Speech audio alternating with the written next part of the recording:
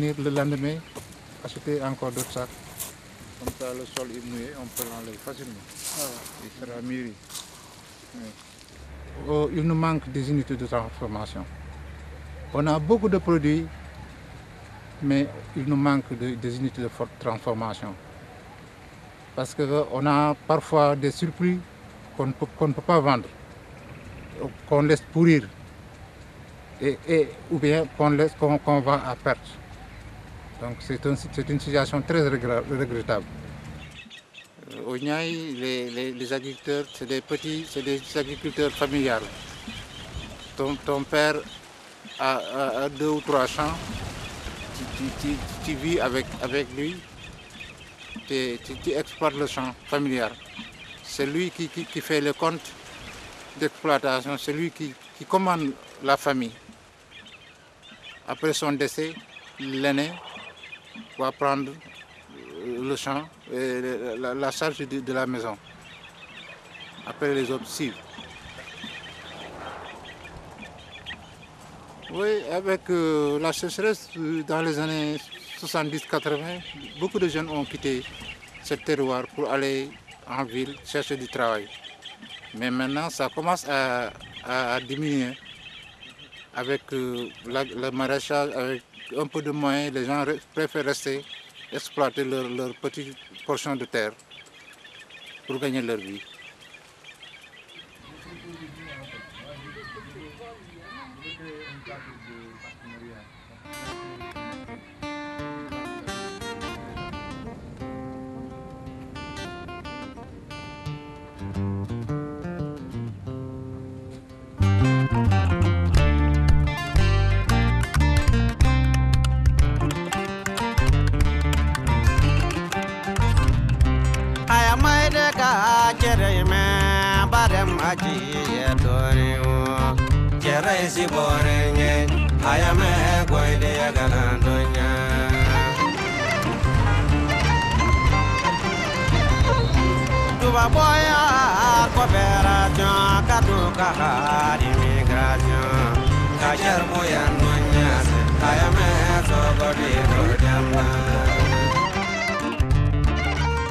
Une des formes que nous connaissons du manioc en Europe est le tapioca.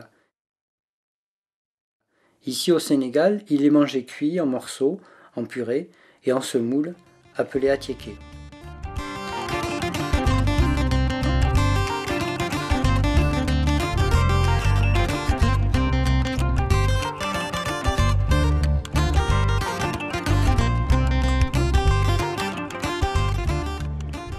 Neide Rigaud est une nutritionniste brésilienne.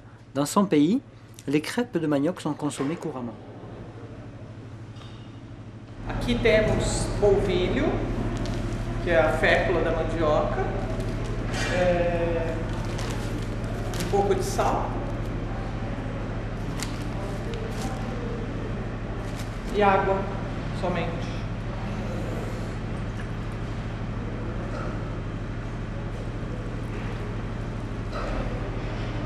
É uma massa com uma farinha úmida, a massa. Fica só assim. E ela gelatiniza quando vai ao forno na frigideira.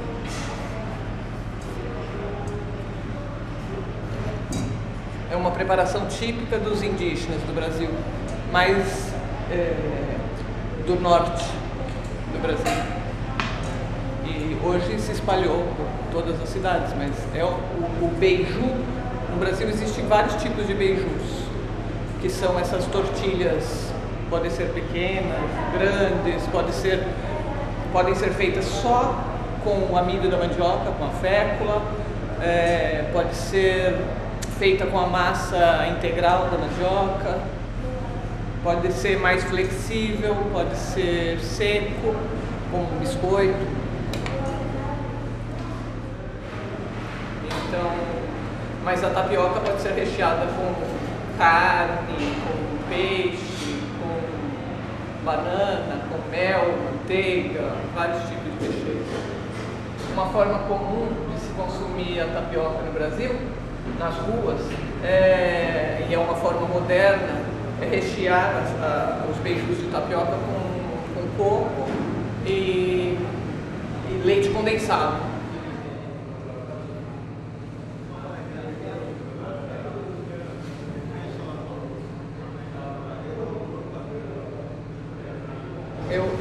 Eu tento divulgar um pouquinho os saberes tradicionais, porque com esse mundo globalizado as pessoas estão deixando de preparar suas próprias comidas e de conhecer um pouco da própria cultura e aderindo a modismos da indústria alimentar que impõem certos padrões de comportamento que não são próprios para nós brasileiros.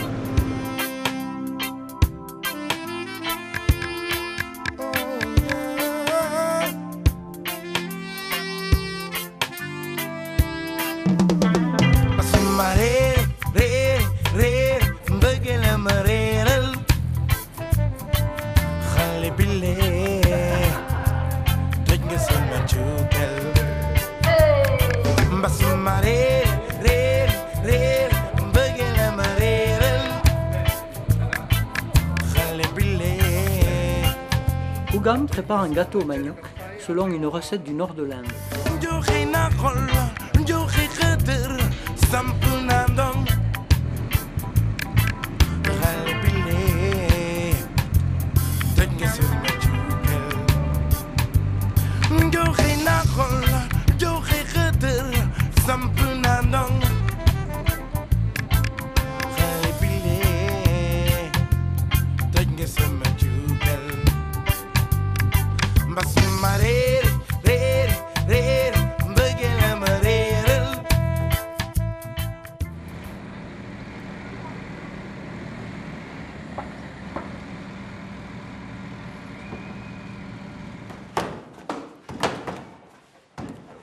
J'ai créé cette boulangerie-là pour pouvoir vraiment maintenant faire des expériences avec les céréales locales.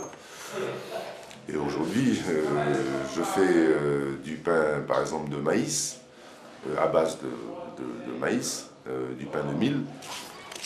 Depuis que j'ai initié, je sens un véritable engouement des populations vers le pain à base de céréales locales.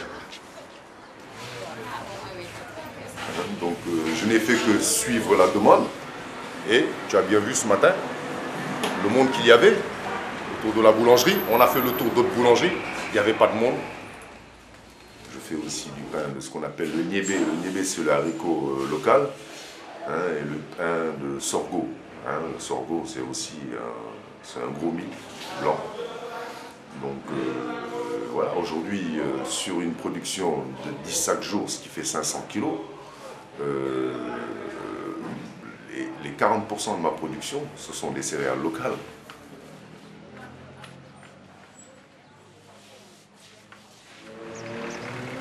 En introduisant 10% de céréales locales, on injectait 10 milliards de francs CFA dans le monde rural chaque année. On a bien vu d'ailleurs même la dernière fois avec Solidarité qu'on pouvait y aller jusqu'à 30, 40, 50% d'incorporation de céréales locales. Quand même, sur un business au moins de 120 milliards, je veux dire, tu mets la moitié, 60 milliards, chaque année, dans le monde rural. Bon, tu ne peux pas me dire que ça ne va pas se développer quand même. Pas possible. Les Sénégalais sont aujourd'hui prêts à consommer mil et maïs sous diverses formes, autres que pâtes et bouillies. Mais les filières de production ne sont pas encore en place et elles doivent surmonter de nombreux problèmes.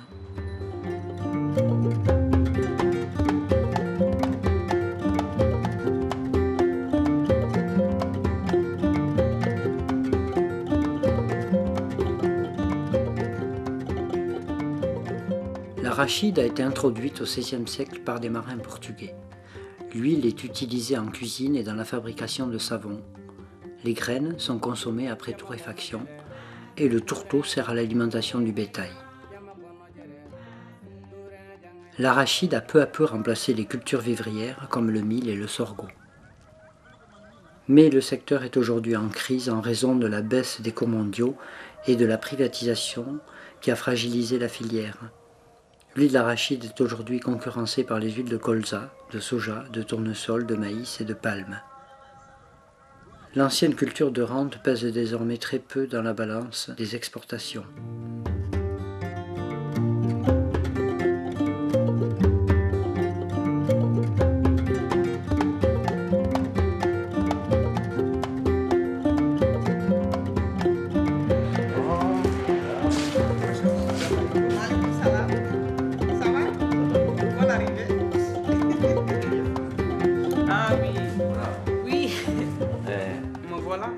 Vous êtes là? Oui. Ah, voilà. Ah, vous êtes en photo? Oui. C'était au Mali en 2006. Voilà, c'est lui, Bob. Bob. Je connais Bob. Oui. Je le connais. Ben oui, je comprends. Oui, je connais Bob. Parce qu'on cultive beaucoup de mil, beaucoup d'arachide, beaucoup de niébé, mais on ne le consommait pas.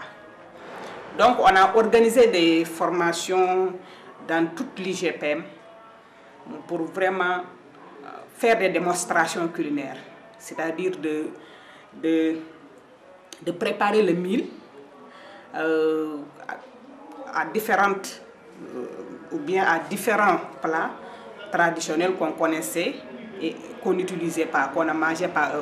On l'avait oublié, mais on a essayé de les ramener encore, c'est-à-dire de changer les habitudes alimentaires. Ici, on cultive du mil. On le transforme en farine, on fait des brisures et on fait des granulés. De même que le manioc, il y a la farine de manioc, il y a les beignets de manioc et il y a les fataya, on l'appelle fataya aussi de manioc. Le fataya, on le prépare avec le poisson ou bien avec la viande. Avec la viande pilée, le poisson pilé, on met les ingrédients, les poivres, les piments et de l'ail ou bien des oignons pour vraiment rendre plus agréable à manger le manioc. Mais ce qui nous manque vraiment, c'est les unités de transformation. Ne sont pas nombreuses et sont un peu vraiment vétustes. Et le savoir-faire. Puisqu'on ne peut pas d'un seul coup faire quelque chose qu'on n'a pas, qu'on ne connaît pas. Il faut de l'avant une formation pour qu'on puisse vraiment valoriser nos produits.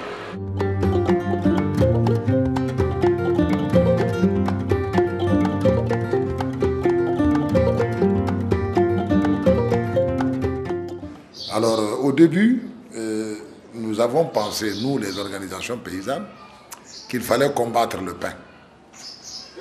Parce que nous ne produisons pas de blé, parce que nous n'avons pas d'avantage comparatif par rapport à ces produits.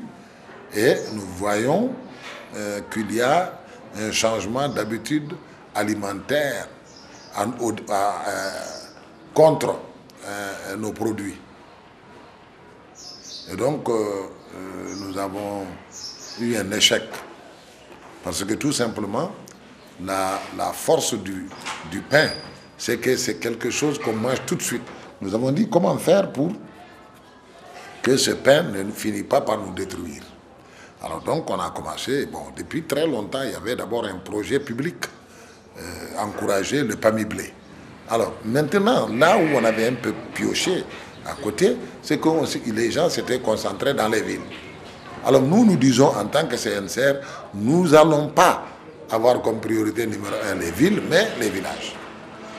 Parce que c'est là où il y a un problème dangereux. Les villes, ils ne produisent pas de mil. Donc ils peuvent dire, nous, on achète ce qu'on a.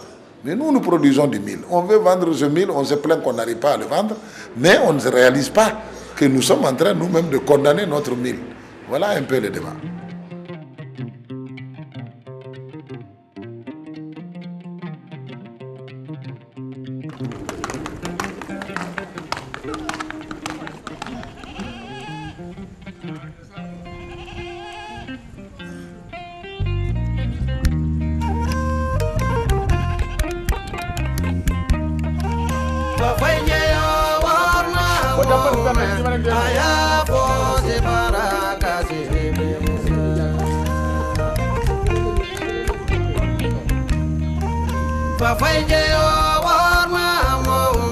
Aya for the baraka.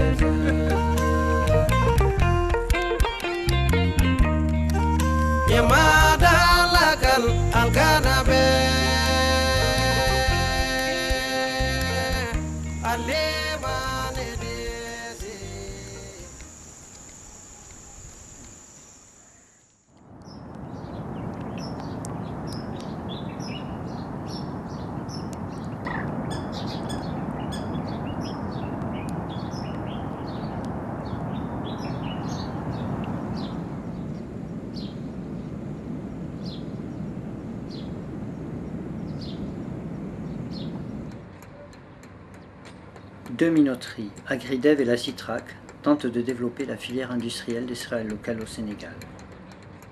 La Citrac est installée en plein cœur de Dakar, non loin de la zone portuaire où sont édifiées les hautes murailles des grands moulins de Dakar qui produisent 70% de la farine de blé du Sénégal. Nous allons créer de l'emploi et nous allons aussi révolutionner un tout petit peu le système. Parce que tout le temps, on était à l'étape artisanale. Tout le temps, on était à l'étape artisanale. Nous, on a voulu sortir de ce gap-là et de franchir une autre étape, c'est-à-dire passer à l'étape industrielle.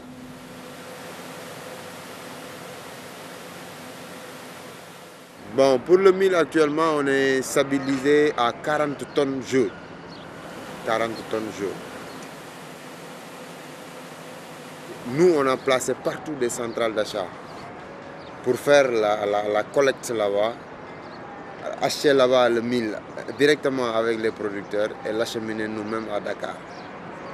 S'il y a les intermédiaires, vous voyez, nous, on achète par tonne, n'est-ce pas? Tout ce qu'ils pourront mettre dans le mil pour le rendre encore beaucoup plus lourd, ils vont le faire. Nous, il nous est arrivé ici de sortir dans un sac de mil des poids pour peser. Donc là, c'est un peu compliqué. Tout ce qui peut augmenter le poids, ils vont le mettre là-dessus. Il y en a qui vont mettre des pierres, il y en a qui vont mettre du sable, ainsi de suite. Les mauvaises pratiques des intermédiaires ne sont pas les uniques causes des problèmes de qualité.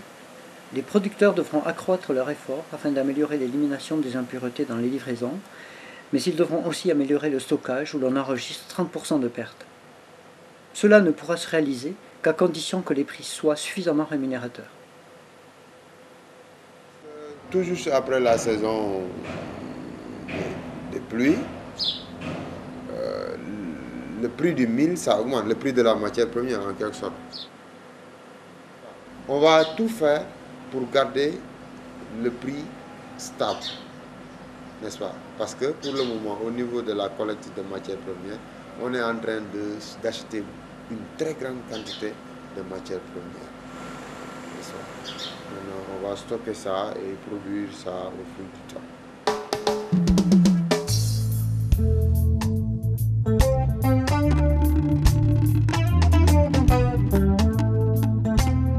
L'avenir des céréales locales passera-t-il obligatoirement par l'industrialisation de la transformation?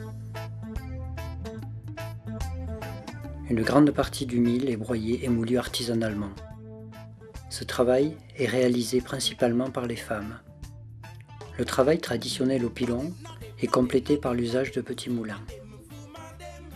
Mais le mil nécessite un décortiquage en plusieurs étapes. On doit d'abord humidifier le grain pour le séparer de son enveloppe. Le grain est ensuite moulu ou pilé, mais s'il n'a pas été séché, la farine ne se conserve que quelques jours.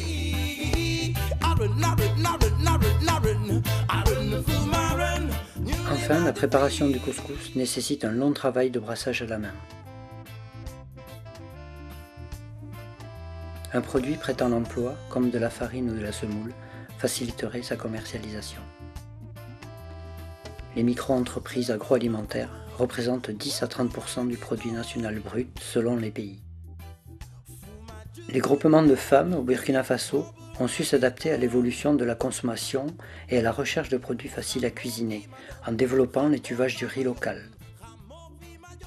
Quelques projets de production industrielle ont déjà été initiés, comme dans les années 90, où la minoterie Saint-Enac a commercialisé de la semoule de mil en sachet, le Sancal. Mais la concurrence du prix du blé, très bas par rapport au mil, a eu raison de cette alternative qui a été abandonnée. Même aussi à l'intérieur du pays, au niveau des politiques, il faut arriver à établir l'équité entre le rural et l'urbain. Donc, et ça, je crie fort là-dessus. On crie, on dit que bon, il y a beaucoup de chômage, on dit qu'il y a beaucoup de jeunes qui encombrent la ville. Mais cet encombrement de la ville ne peut pas se régler tant qu'on n'investit pas en milieu rural pour maintenir les jeunes dans des activités rentables. Et moi, je crois que c'est possible de réfléchir, de voir comment on peut quand même industrialiser davantage le milieu rural avec la valorisation de la production locale. Je crois que c'est fondamental. Les Sénégalais ont une relation passionnelle avec leurs céréales locales, partagée entre rejet et attachement identitaire. Le mil est considéré comme un mets lourd, difficile à digérer, qui est associé à un certain archaïsme du monde rural. Les publicitaires ont compris qu'il valait mieux retirer l'image du pilon sur les emballages, qui rappelait la dureté du travail et de la vie dans le Sahel. Sa couleur grise, comme son goût, évoque la terre et le sable. On préfère aujourd'hui la blancheur de la mie du pain, du riz et même de l'atiéké, cette semoule de manioc originaire de la Côte d'Ivoire. Pourtant, le mil est